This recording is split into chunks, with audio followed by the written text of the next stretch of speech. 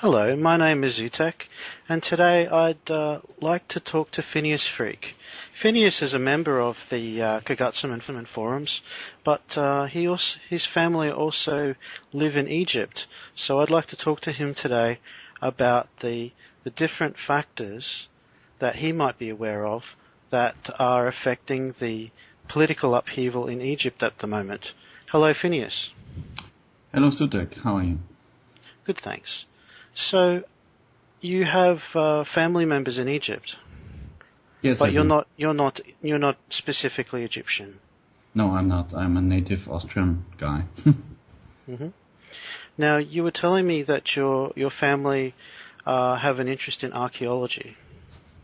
That's true. My uncle basically was raised in Egypt, and he lives and works there as an archaeologist for the last 30 years or so. And my two cousins married in Egypt and have lived there ever since. They are native Germans, so they are not Egyptians, but pretty much integrated in the country. But it would be fair to say that they would stand out from the normal Egyptian people. Yeah, they stand out because they are very well educated, did earn good money, and can afford to travel a lot, which is not what the average Egyptian can afford. Now, if one of your relatives arrived 30 years ago, that would place him around the time, if I understand the situation correctly, that President Mubarak took power. Is that right? That's true. They witnessed the Egyptian-Israeli war, well, several of them, and the invasion of the Suez Canal. So those were pretty momentous times. Did they feel that there was a danger there, that the country was in upheaval, or did they feel that the war might have been far away? They felt pretty safe most of the times, except for the 6-Day War. I believe it was the 6-Day War when Israel pushed through the United Nations troops to the Suez Canal. Then they got a little frightened because they did not know how far this would go. And they went back to Germany for around 2 weeks until the situation calmed down. Okay. Now, Egyptian artifacts are very valuable. So obviously your family were in a position of trust. But if I might ask, is there a specific part of Egypt that they are mainly focused around, where they live? Yes, absolutely. They do live in Cairo and spend a lot of time around the ancient ruins of Thebes and Gizeh. And they seem to be quite fond of Cairo as a city. They love the chaos there. Now, you tell me that you talk to them on a fairly regular basis. Now, some listeners might not have much knowledge of Egypt. They have access to all the normal services. They have internet access and mobile phones and that kind of thing. Is that correct? Yes, of course they do. Now, have they ever told you that they're aware of censorship on their communications? Yes, but not the way you would expect. The big positive influence Egypt was under for the last 10 years by, let's say, France and the United States, and international trade relations actually lead to a lot of communication channels. Censorship was mainly in newspapers and on television, but you could simply chat up or call anybody you wanted to. So I suppose you could argue that there are so many ways to communicate that the government simply wasn't capable of keeping an eye on all of them. That's absolutely true, and the big change was when Al Jazeera started broadcasting, and people actually recognized the huge difference between authorized media and what was really going on, or what was at least not part of the official media. Now, when you talk about Al Jazeera, some people believe that Al Jazeera is slanted towards a particular kind of political spectrum. Do you, as a person who has family in Egypt, feel that it is a biased news source?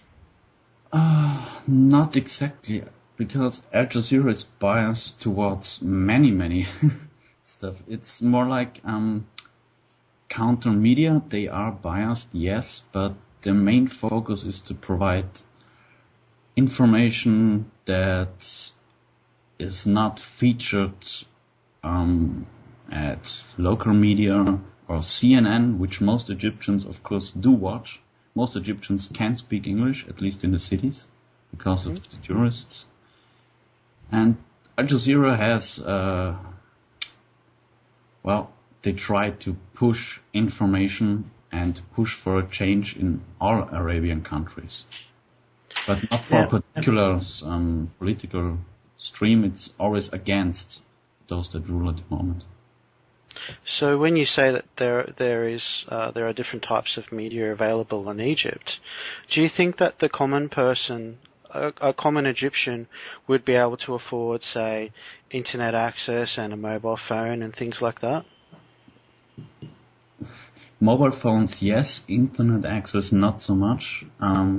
They do not have what we are used to, like broadband cable access everywhere.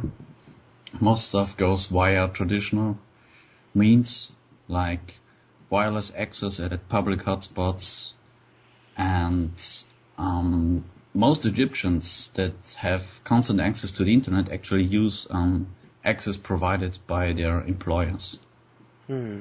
So they use the internet at work, but very few of them actually have broadband access at home. Okay. But they still have access to some kind of communications. Yes, they do, absolutely.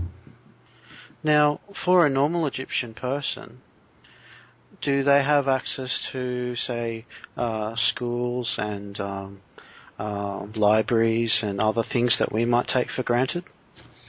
They do.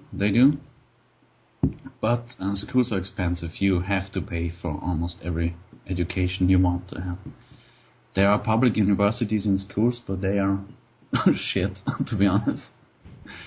And as in most Arabian countries, if you want something that we would rate as standard education, you have to pay a lot of money. Okay. Now, what about the Muslim ideas of the segregation between women and men? Are there, for example, concerns in schools and universities and even in public about places where women should be and men should be? Not as much as you would expect. There is no such strict separation as in Saudi Arabia, for example, or the United Kingdom. I would actually have to look it up. I don't know how it is like at the universities. I know there's no separation in schools, at least not in private schools, which most Egyptians try to get into if they have the money. Of course. So, moving along from there, we're talking about communications. What about corruption in Egypt? For example, if you need to get need access to electricity or phone services, or perhaps there's something wrong with your public access to sewage, even garbage collection. Is it common for there to be an element of corruption in Egypt? Absolutely. Corruption is everywhere. It is one of the most corrupt systems in the world. I believe it ranks among the 30% with the worst corruption. So I did not look it up, but if there are 150 corrupt systems in the world, Egypt would be among the 30 most corrupt systems that exist, from what I remember. Now, is that institutional?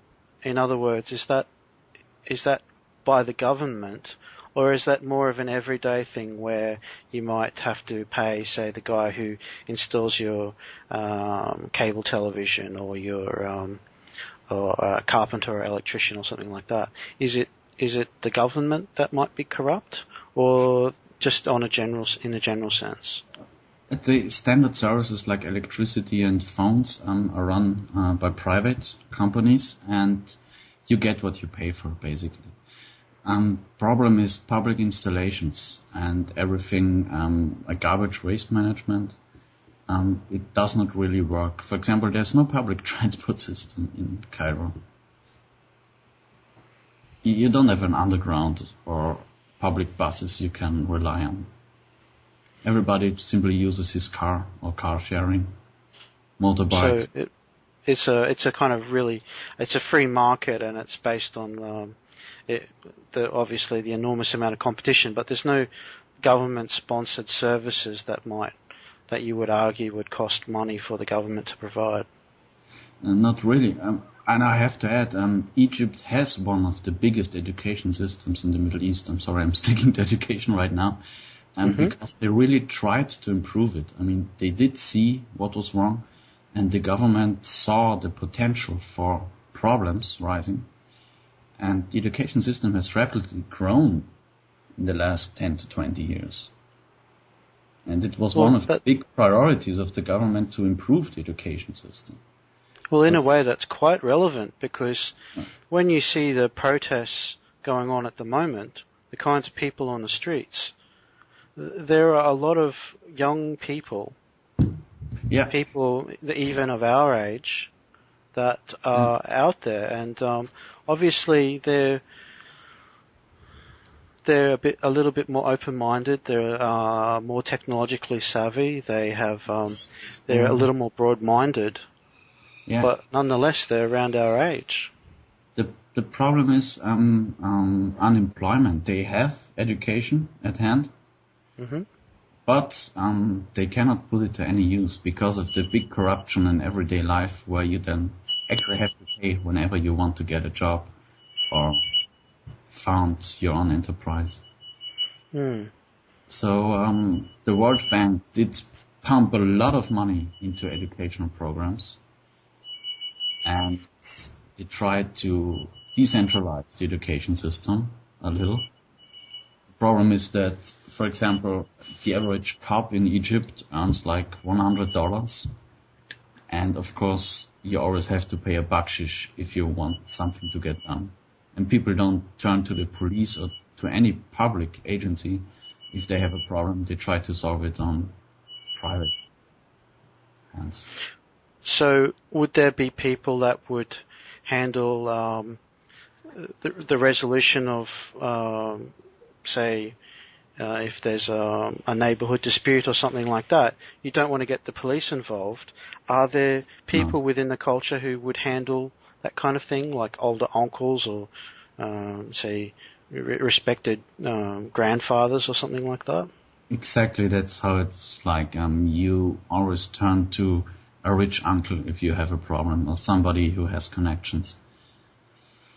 And you would say that there would be like a kind of trade of favors, perhaps? Yeah, it's everything is done by favors, basically. Okay. There's kindergarten and elementary schools and everything